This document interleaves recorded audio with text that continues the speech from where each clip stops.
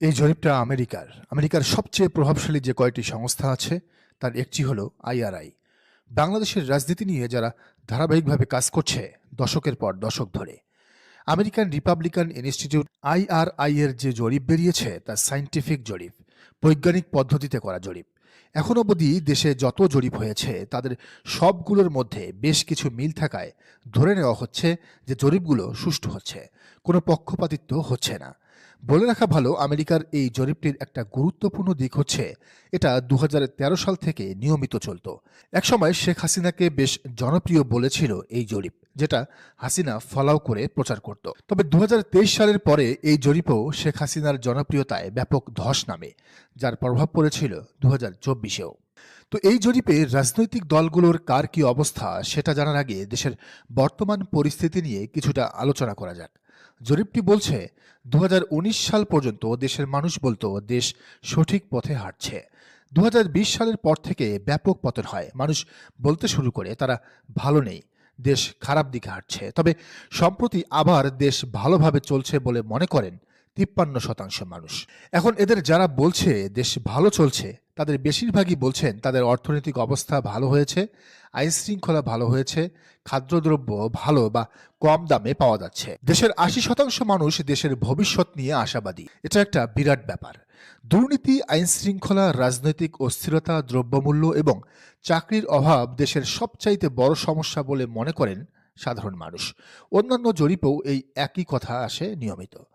৭২% মানুষ দেশের গণতন্ত্রের অবস্থা ভালো মনে করছেন, যা গত ৮ বছরের মধ্যে সর্বোচ্চ। এই সংস্থার গত প্রতিটি জরিপের মতো এবারও দেশের মানুষের সবচাইতে আস্থাশীল প্রতিষ্ঠান হচ্ছে সামরিক বাহিনী, এরপরে ছাত্র আন্দোলন, মিডিয়া। সবচাইতে কম আস্থার সংস্থা হচ্ছে পুলিশ আর ইলেকশন কমিশন। এইবার আসেন আসল খেলায়। এই জরিপটি বলছে দেশের ৫৩% মানুষ জামায়াতকে এবং ৫১% মানুষ বিএনপিকে খুব পছন্দ কিংবা কিছুটা পছন্দ করে। আবারও বলি, এই জরিপটা বলছে দেশের ৫৩% মানুষ জামাতকে পছন্দ করে এবং ৫১% মানুষ বিএনপিকে পছন্দ করে। এনসিপিকে মাত্র ৬% মানুষ পছন্দ করে। তার মানে এই মুহূর্তে সবচেয়ে জনপ্রিয় দল হলো জামাতে ইসলামী। এটা কিন্তু দেশের জরিপ না যে টাকা দিলেই পক্ষে বলবে, আমেরিকার করা জরিপ। এখানেও বিএনপির চেয়ে ২% ভোটে এগিয়ে জামাতে ইসলামী। তবে বিএনপিরও পক্ষে কিছুটা বলেছে এই জরিপ। তারা প্রশ্ন করেছিল যদি আজকেই ভোট হয় তাহলে কাকে ভোট দিবেন।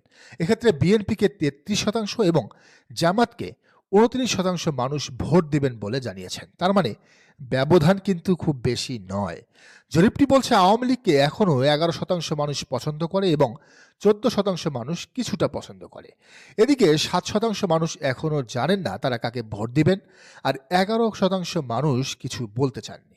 খেয়াল করেন, এই জরিপটা ডাকসু নির্বাচনের পরে হয়েছে এবং বলতে না চাওয়া এবং জানি না এই দুটো ভোট কমেছে।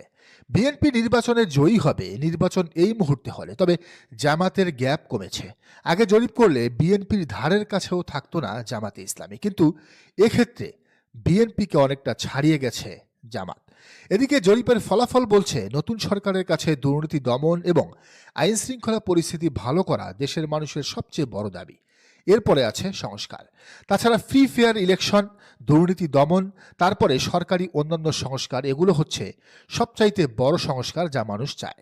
এখন এই কাজগুলো কারা করবে সেটাও তো স্পষ্ট। বিএনপি স্পষ্ট ঘোষণা দিয়েই বলেছে তারা কোনো সংস্কার টংস্কার চায় না, গণভোট চায় না। আর জামায়াতের ম্যান্ডেটই হলো সংস্কার সংস্কার সংস্কার, গণভোট গণভোট গণভোট। বিদেশি দেশগুলোর মধ্যে রাশিয়া, চায়না এবং পাকিস্তান বাংলাদেশিদের সবচাইতে পছন্দের দেশ। এই তিনটি দেশই সবচেয়ে পছন্দের দেশ বলে উঠে এসেছে জরিপে। এদিকে সবচাইতে অপছন্দ হলো ইন্ডিয়া, মোদির দেশ। তারপর হলো ডোনাল্ড ট্রাম্পের আমেরিকা। মানে আমেরিকার করা জরিপে তারাই ফেল। এখন জামাত ক্ষমতায় আসবে এমন কথা বললেই লোকে আগে ট্রোল করত, গালি দিত। বিএনপি তো কানে তুলা দিয়ে রাখে, ও কথা তারা শুনতেই চায় না। কিন্তু এখন কি বোঝা যাচ্ছে, খোদ আমেরিকার জরিপেও জামাত বলা চলে এগিয়েই আছে। জনগণ জামাতকে চাইলে কারো বাপের সাধ্য নাই, বিএনপির বাপের সাধ্য নাই, এনসিপির বাপের সাধ্য নাই তাদেরকে ক্ষমতা থেকে বের করে দিতে পারে, কারণ জনগণই সবচেয়ে বড় বৈধতা। দর্শক, আপনার কি মনে হয় জানান কমেন্টে।